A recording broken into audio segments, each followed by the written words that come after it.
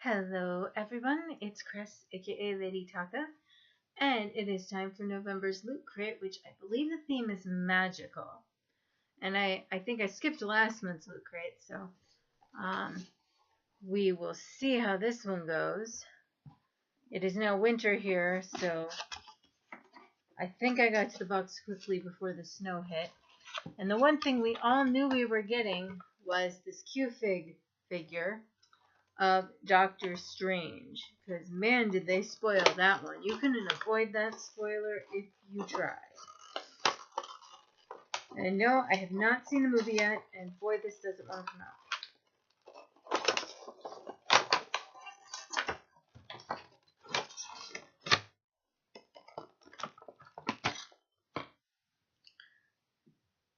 So you have the Benedict Cumberbatch kind of looking Doctor Strange with a flowing cape. I love the flowing cape going on there. The little mystical shield. And the base actually has something of a design on it. So that's good. I do love these Q-Figs because they are very detailed. I have to clean my room anyway later and reorganize my shelves again. Alright, shirt. Not that I need any more shirts. Okay. Apparently it's a Fantastic Beasts shirt. It's a different color than we've been getting. And it's words.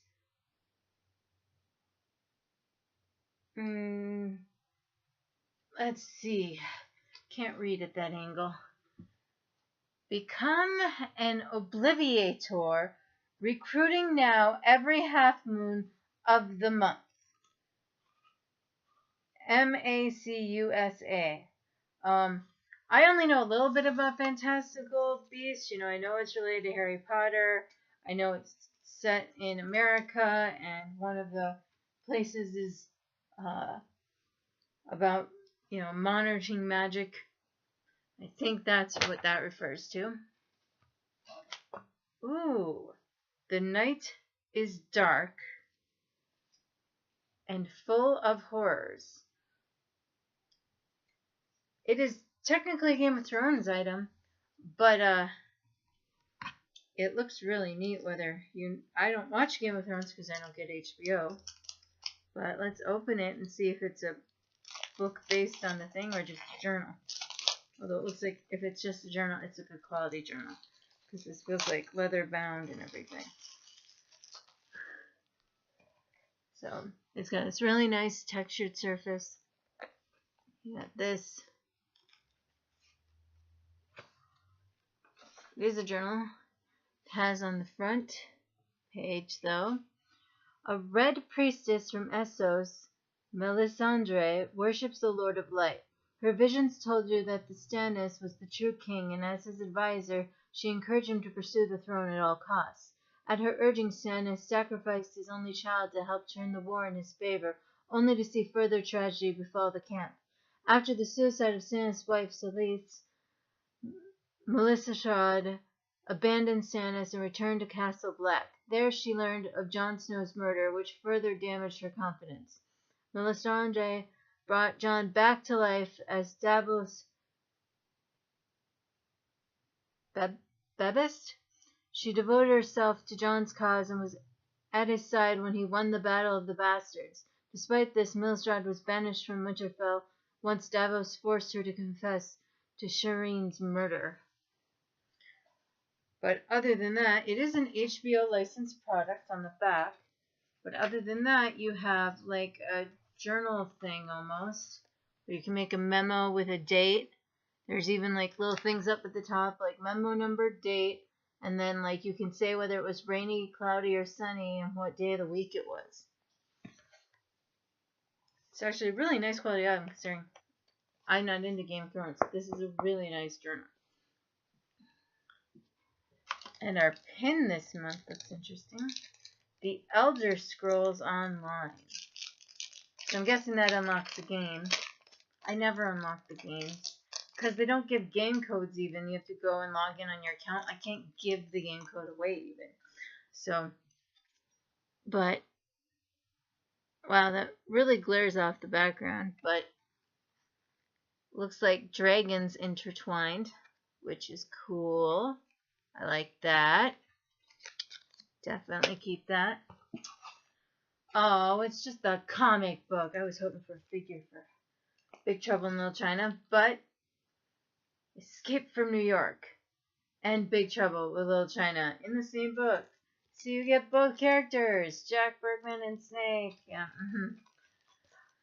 Well, that's okay. It's not fabulous, but I was hoping for a better Big Trouble in Little China thing. The box looks like we have a magical medicine cabinet. So we got 1, 2, 3, 4 items this month, apparently. Well, plus the pin. So we'll go through the magical loot crate. Your box can flip and refold into a box in a Shio box, which is basically a medicine cabinet. So the first thing on the list is the exclusive Doctor Strange Q-Fig. The reality you know may be one of many, but this adorable Doctor Strange Q-Fig is exclusive to looters. Keep this compact Sorcerer Supreme close by for particularly nasty supernatural situations. That's one. And then they have a little Strange Artifacts by Ash Matani. Doctor Strange is the master of mystic arts, but he didn't get that title overnight. He worked hard, grew a beard, usually reserved for evil doppelgangers, and collected a bunch of powerful magical artifacts. Shall we venture inside the Sanctum Sanctorum and take a look? The Rule of Three, the Eye of Amagato, Focus, Focus, Focus, Cloak of Levitability.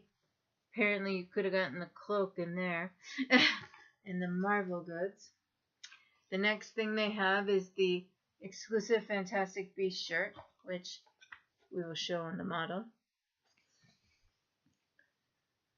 Protect and serve the Wizarding World and Muggles around you by joining the Magical Congress of the United States of America as an Obliterator. It'll take a pretty extreme memory charm to forget how stylish this tee is. So I knew it was something long like that.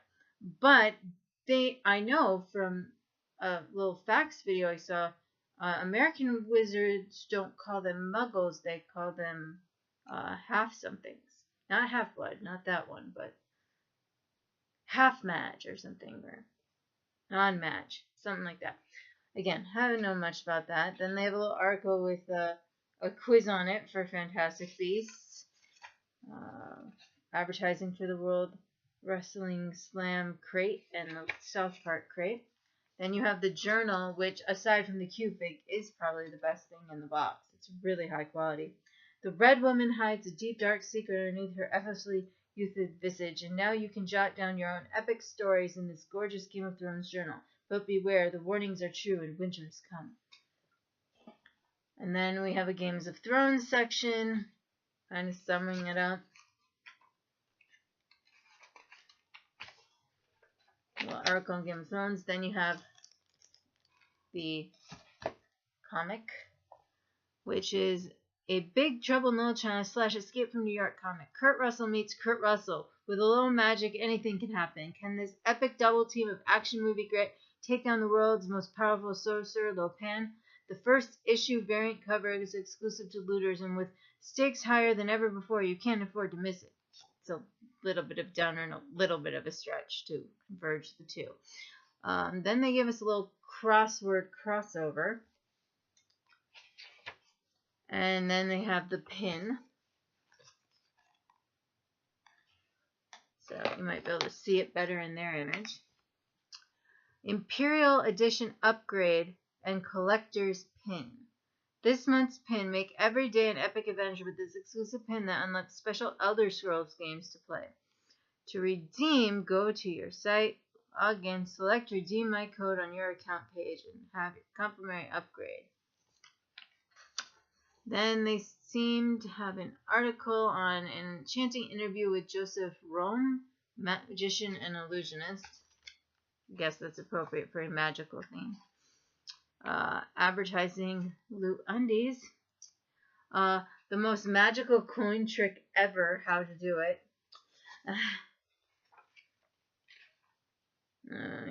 Again, give Lootcrate as a gift. Gifts over $50 to give. Just some ideas that people might want.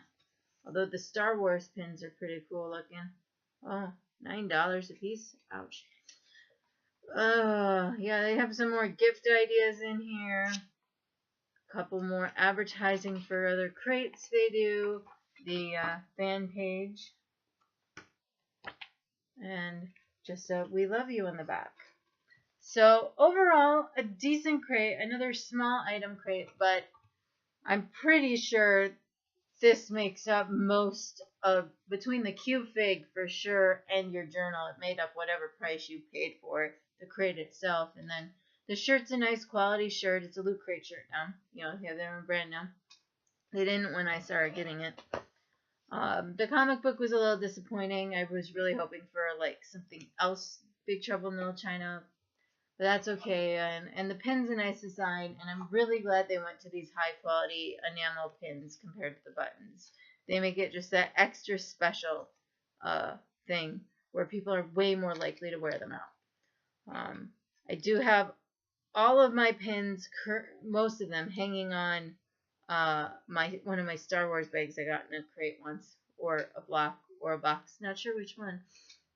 But I did attempt to wear my Mockingjay one with my gypsy outfit, but it kept falling off. So apparently, you gotta, if you really want to wear them, you gotta get the quality ones that really lock them in.